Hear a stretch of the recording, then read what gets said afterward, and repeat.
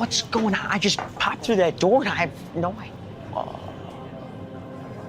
Welcome to Watch Mojo, and today we're looking at the most embarrassing, head-scratching, and in some cases tragic incidents to plague Disney's theme park division. They want to move in and destroy real history in order to create a facsimile, something synthetic, plastic.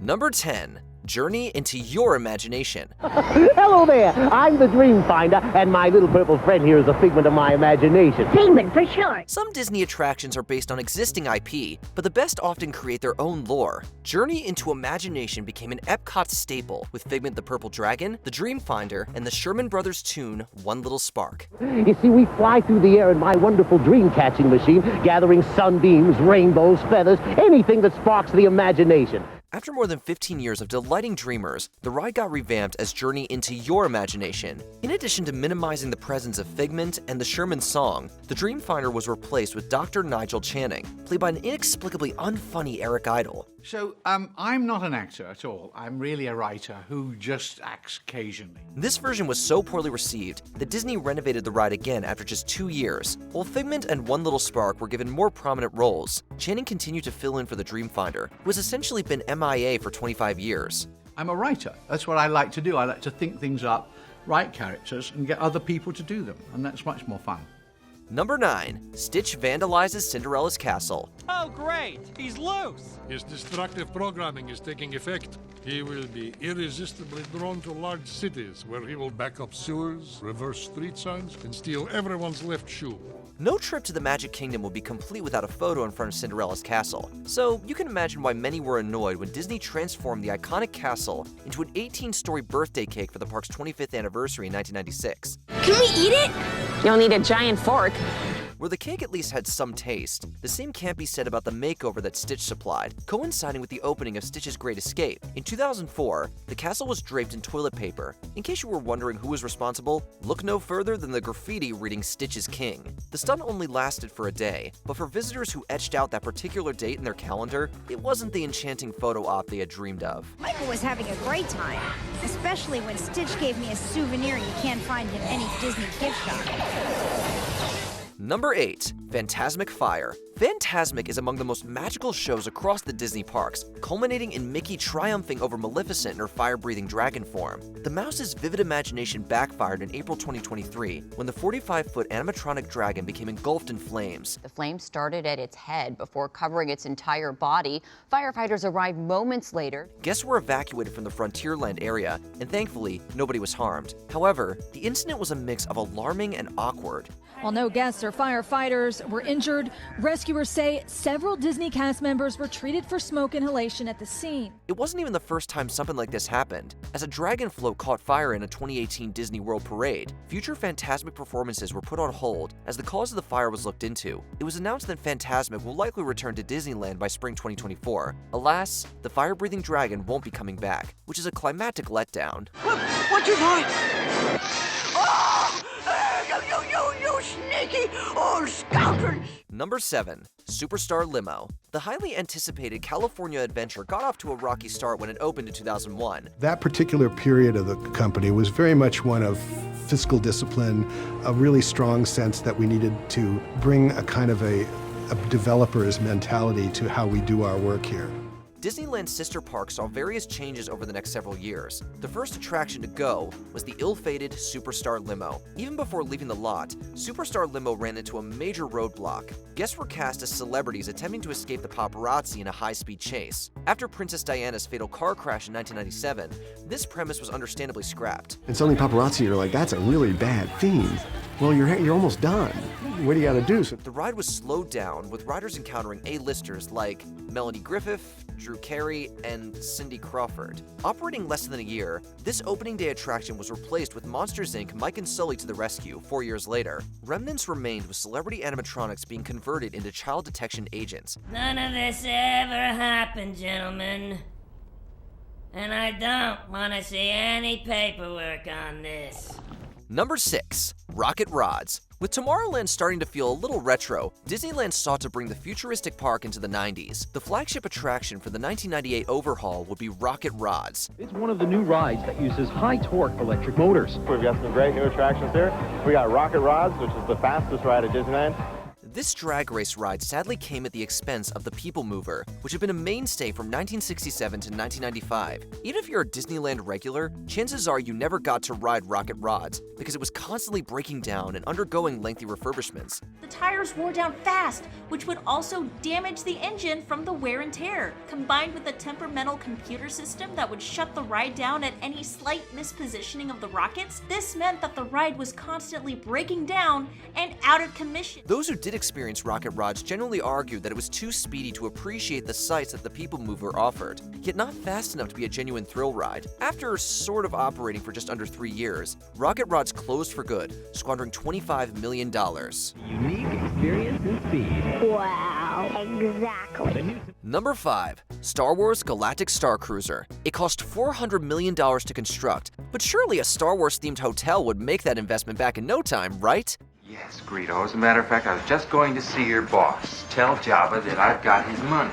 Even if Galactic Starcruiser opened in a better economy, $6,000 for 4 people or $4,800 for 2 was more than most families could afford, especially when you include park tickets and travel expenses. Galactic Starcruiser exclusively offered 48-hour voyages, built around an immersive experience. Come on, Dad. We gotta go save the ship. No. We're gonna save the galaxy. Those who wanted to stay more or fewer nights likely took their money to another hotel. Plus, if you want to spend the day exploring Disney World, chances are you won't have the energy for role-playing back at the hotel. Star Wars is universal, but Galactic Starcruiser catered to a small demographic, announcing its closure after just over a year. Get ready to go from 0 to shocked in less than 12 parsecs. Number 4. Beastly Kingdom. First came the Magic Kingdom, then Epcot, then Disney MGM Studios, and now...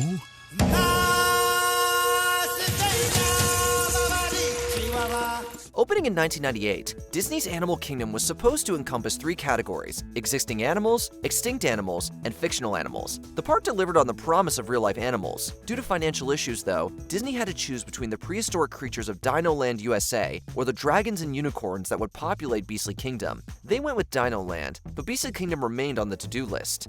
The Great Magic sends you on your adventure with a hero's blessing, and here's some crayons.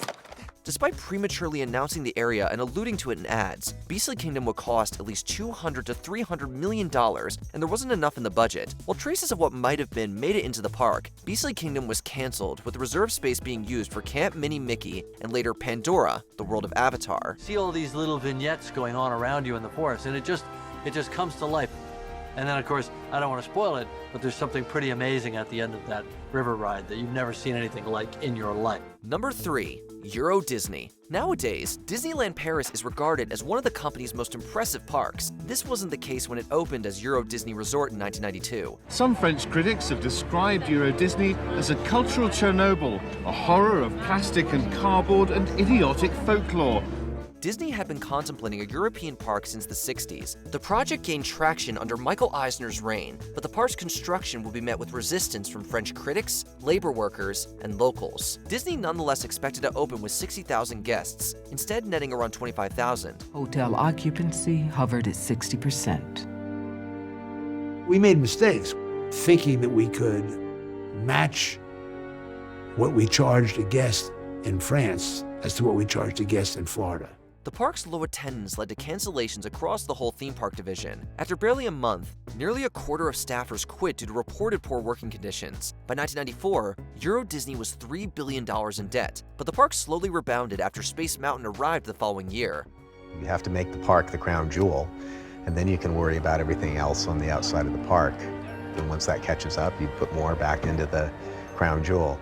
Number 2. The Death of Deborah Gail Stone. America Sings may be the most notorious attraction that Disneyland ever built. This is all due to a fatal design flaw that hostess Deborah Gail Stone experienced on the 9th day of operation. The attraction utilized a carousel theater that revolved counterclockwise. At the start and end of the show, human cast members were responsible for getting guests into and out of the tiered seating. Unfortunately, this feature led to Stone's death. America Sings only closed for 3 days to clean up the aftermath and made modifications to avoid another accident. An alarm system was installed that would notify operators whenever someone got too close to the dangerous area between walls. This was later supplemented by breakaway walls, which would give way easily if anything did get trapped between them. Stone's family received a settlement while America Sings ran for 14 years. With the attraction feeling out of place in Tomorrowland, many of its animatronics were repurposed for Splash Mountain. A flume ride through Brer Rabbit's country that has you singing the songs of the South until suddenly you're dropped off. Before we continue, be sure to subscribe to our channel and ring the bell to get notified about our latest videos. You have the option to be notified for occasional videos or all of them. If you're on your phone, make sure you go into your settings and switch on notifications. Number 1. Disney's America. In the 90s, Disney planned to invest $650 million into a Virginia-based theme park centered on American history. Guests could experience a World War II dogfight from dueling roller coasters, the Lewis and Clark expedition from a river raft, or the progress of the Industrial Revolution from a mine car. While there's much throughout history that the US should be proud of, the country certainly isn't without infamous chapters that the family-friendly Disney might not be well suited to tackle. Like me. Well, when I say uncivilized, what I mean is...